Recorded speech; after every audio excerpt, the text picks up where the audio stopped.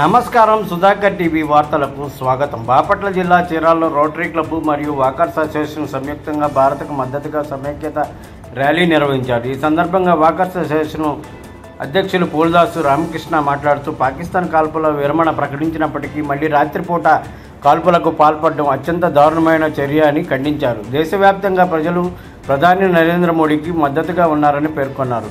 ఇలాంటి పరిస్థితులు కొనసాగితే భారత గట్టి చర్యలు తీసుకుంటుందని హెచ్చరించారు. ఈ ర్యాలీలో వాకర్స్ అసోసియేషన్ మరియు రోటరీ క్లబ్ సభ్యులు పాల్గొన్నారు.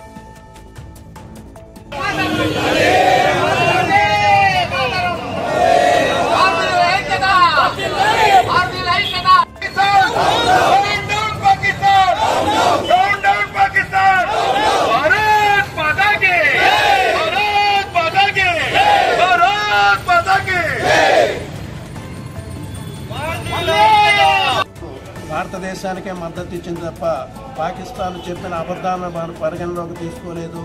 మన వాళ్ళు మరి వాటి మీద దాడి చేసి అనేక ఎయిర్పోర్ట్లను మనం ధ్వంసం చేసిన తర్వాత మన దెబ్బకు దడిసి వెళ్ళి మరి ట్రంప్ గారికి మొరబెట్టుకుంటే ట్రంప్ గారు కాల్పుల విరమణ ప్రకటించమని నిన్న ఉభయ దేశాలకు చెప్పడం జరిగింది.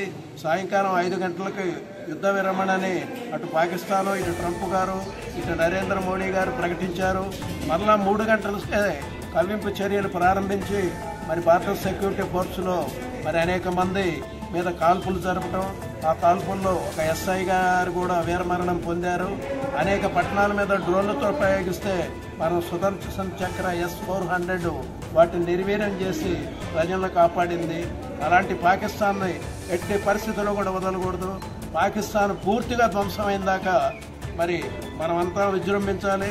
వీర జవాన్లకు మనం సంఘీభావం తెలుపుతూ నరేంద్ర మోదీ వారు వాకర్స్ అసోసియేషన్ వారు నిర్వహిస్తున్నారు.